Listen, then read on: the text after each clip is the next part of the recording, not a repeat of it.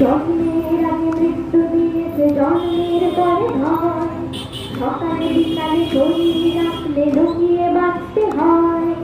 জন্মের আগে মৃত্যু দিয়েছে জন্মের পরে ভয়, সকালে বিকালে শরীর রাখলে লুকিয়ে বাঁচতে হয়।